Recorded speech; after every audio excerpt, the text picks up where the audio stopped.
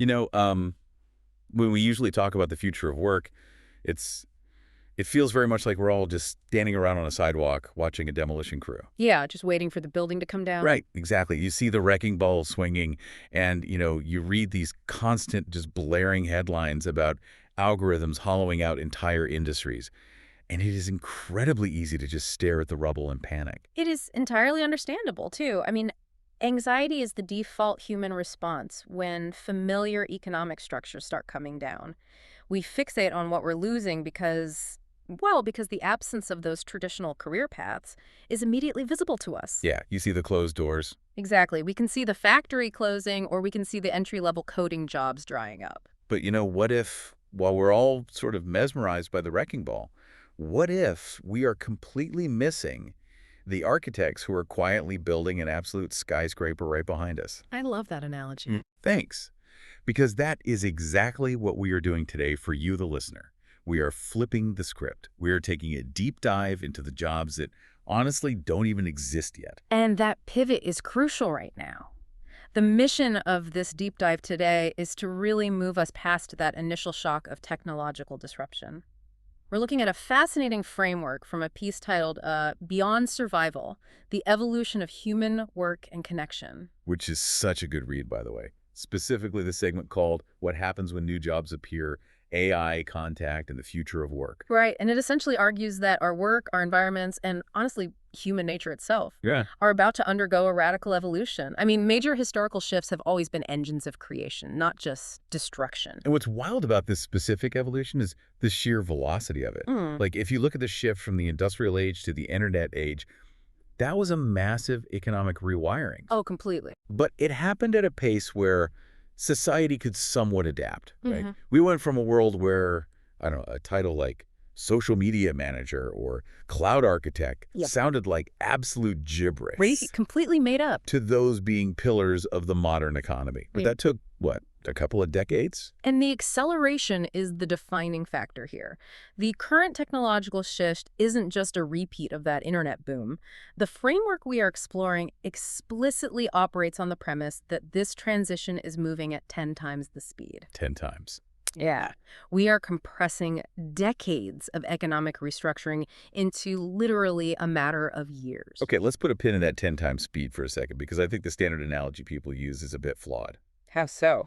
Well, people think going 10 times faster just means taking the current system and putting it on a bullet train.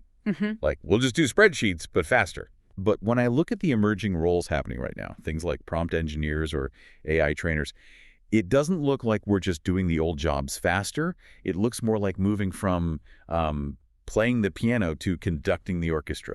That is a highly accurate way to visualize it. I mean, if you are playing the piano, you are manually striking every key to produce a specific note. You're doing the actual labor. Exactly. That is traditional knowledge work. You are writing every line of code. You are drafting every sentence of the report.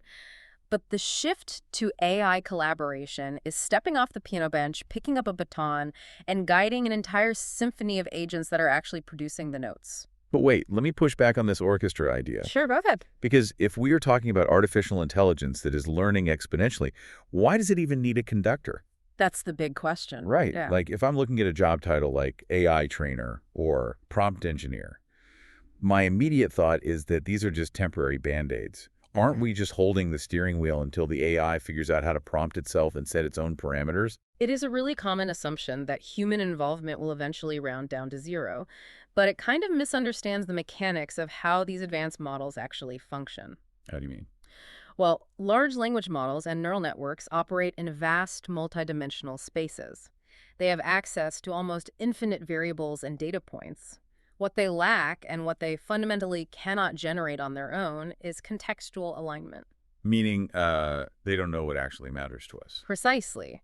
They can optimize for a variable, but they don't know which variable to optimize for in a messy, complex human environment. Okay, that makes sense. For instance, a model can generate 1,000 different architectural designs for a new building in seconds.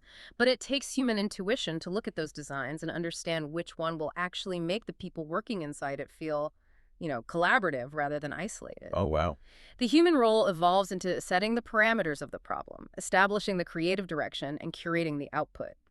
We are treating the technology as a dynamic, collaborative partner, not just a glorified search engine. So the actual labor shifts entirely.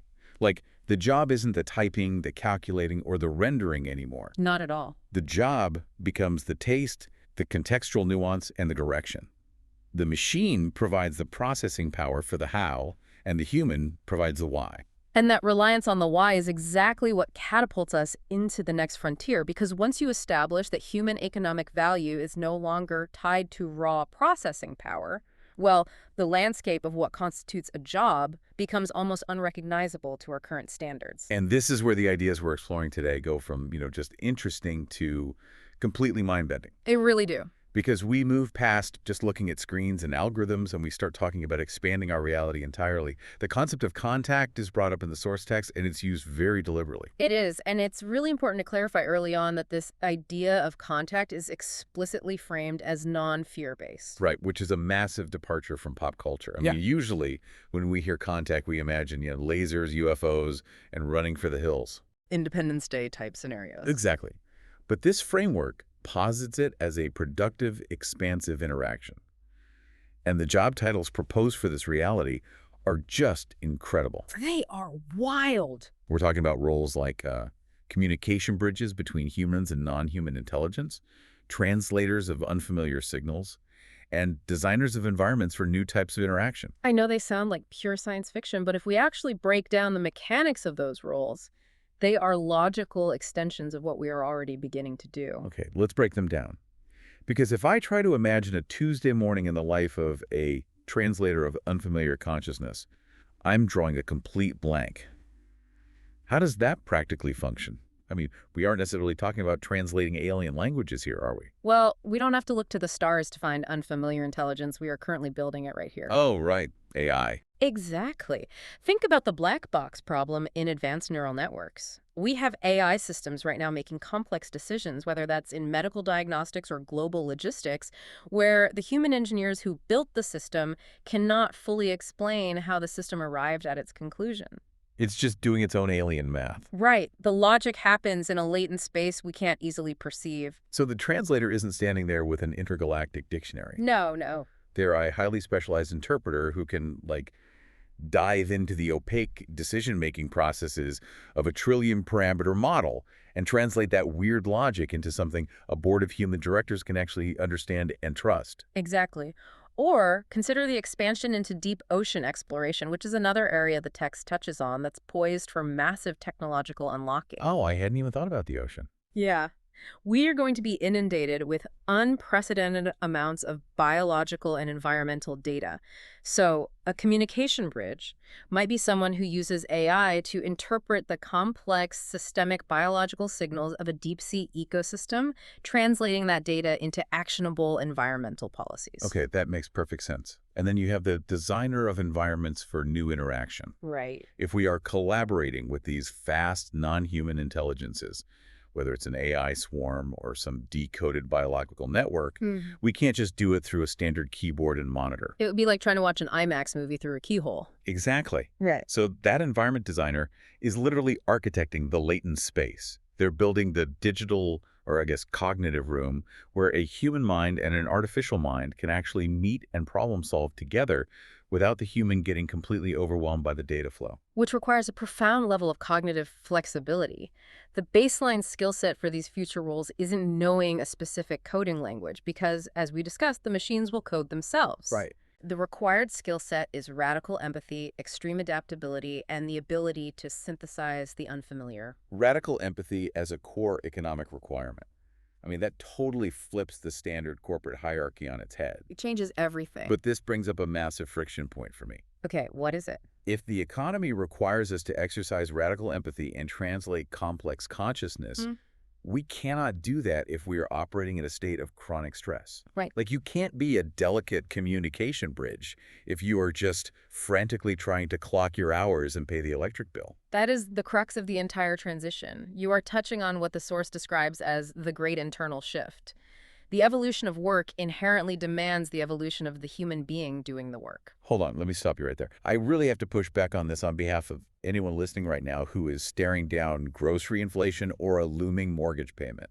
That's completely fair. It sounds incredibly utopian to say, oh, work is transitioning from survival to purpose and expression. I mean, if I'm stressed about paying rent today, you can't just tell me my next job is going to be translating consciousness for self-expression. Right. How does this transition actually happen without people just starving in the interim? It is a vital critique, and it feels disconnected from our current reality because we are still measuring tomorrow's economy with today's rulers. Let's look at the actual economic mechanism driving this shift. Okay. It's fundamentally about supply and demand. Okay, walk me through the economics of it. Historically, human labor has been valued for its ability to perform repetitive logic, logistical processing, and physical manipulation. Basically, survival tasks. Right, the stuff that keeps the lights on. Exactly. As AI and automation scale up, the supply of those specific capabilities becomes infinite, and the cost trends towards zero. When a machine can do the heavy lifting of survival-level processing flawlessly and instantly, the market value of a human doing that same task essentially evaporates. Right, which is the wrecking ball we talked about at the very beginning. Exactly. But nature and economics abhors a vacuum. As the value of processing drops, the value of the scarce resource skyrockets. And in a world of infinite logic and data, the most scarce, highly prized resource is human intuition. Creativity, alignment. Yes. The futuristic jobs we are discussing actually require a worker to be deeply aligned and operating from a place of purpose, because that is the only way to access the high-level intuition the market is now demanding. So it's not that some, benevolent force decides we all get to hold hands and paint pictures instead of doing spreadsheets. No, not at all. It's that the economic machinery will literally only pay a premium for the things machines can't replicate. And machines can't replicate genuine purpose. Precisely. You cannot command a human to be highly intuitive on a rigid 9-to-5 schedule while tracking their keystrokes. Oh man, think about what that does to modern corporate metrics. The entire concept of the KPI, the key performance indicator, is going to break down entirely. It has to. Right now, we measure input. We measure how many hours you sat at your desk, or how many widgets you produced, or how many lines of code you committed. But intuition is completely nonlinear. It is fundamentally unquantifiable by industrial standards. Right. A human worker might spend 3 days seemingly doing quote-unquote nothing, just observing, synthesizing, going for walks, and then in 5 minutes they provide a singular intuitive insight that guides an AI model to solve a supply chain crisis. Exactly. How does an HR department track that? They can't.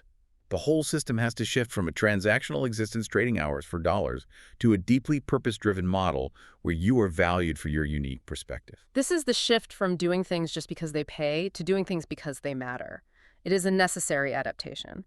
We are building a world that actually fits the contours of human cognition, rather than contorting human cognition to fit machinery of the industrial age. Which is a beautiful concept. But it brings us to the ultimate question for you, listening right now. We've talked about a world shifting 10 times faster. We've talked about the economic premium on intuition and roles that sound like they belong on a starship. Right? How do you actually prepare for that on a Tuesday afternoon? What does this mean for your life today? The most actionable and perhaps the most relieving piece of advice to draw from this entire framework is this: you do not need to know the future. Which is a huge relief, because nobody's 5-year plan accounts for translating deep-sea biological data arrays. No, of course not. You cannot plan for a job that doesn't have a name yet.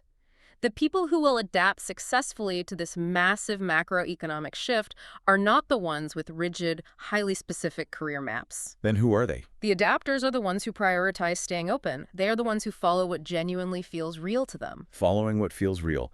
That is such a powerful grounding metric. It takes this sweeping, futuristic, philosophical discussion and drops it right into your gut instinct today. It really does. It implies that you don't have to scramble to learn a dozen new software languages that will be obsolete in 6 months anyway. Instead, you need to be actively expanding your own internal capacity. You're growing into the space that requires these new jobs. It is a coevolution. The technology and the human are evolving in tandem. And if we take the premise seriously, that the future of work relies on your intuition, your creativity, and your ability to follow what feels real to you, it leads to a rather profound reframing of how we spend our unstructured time. Oh, I know we were discussing this earlier, and it completely changed my perspective on productivity. Because we all have these things we do that feel completely economically useless right now. Yes. Consider the hobbies or passions you currently dismiss as unproductive because they don't generate income or, fit neatly on a LinkedIn profile. Hmm. Under this new framework, those are not distractions. They are your training grounds. Give me a concrete example of that, because I think people write off their own interests way too quickly. Okay, think about someone who spends their weekends moderating a massive, chaotic Discord server for a niche video game community. Oh, wow. Yeah. They aren't getting paid. Society might view it as a total waste of time. But what are they actually doing? They are managing complex human emotions, resolving disputes among anonymous actors, setting cultural parameters, and maintaining the delicate equilibrium of a digital environment. They are actively practicing radical empathy and community alignment. Exactly. They are building the exact psychological muscles required to manage a human-AI collaboration team or to be a communication bridge. They are honing their intuition in a complex system. That weird creative outlet you do just for you, the obscure rabbit holes you fall down, that is the exact intuitive development you need for the jobs that haven't been invented yet. Your quote-unquote unproductive hobby is actually your futuristic job training. That fundamentally changes how you should look at a Saturday afternoon. It completely validates human curiosity as an economic strategy. Because curiosity is the one variable the algorithm cannot generate. So while everyone else is panicking about the demolition crew tearing down the old economy, you might already be quietly drafting the blueprints for the skyscraper right behind them, just by following what feels real to you. The wrecking ball is just clearing the lot. Exactly. The space is opening up. For you listening, the mandate is clear. Stop worrying about the exact title of your next job and start paying very close attention to what naturally holds your interest. Stay curious, trust your intuition, and stay open to the shift.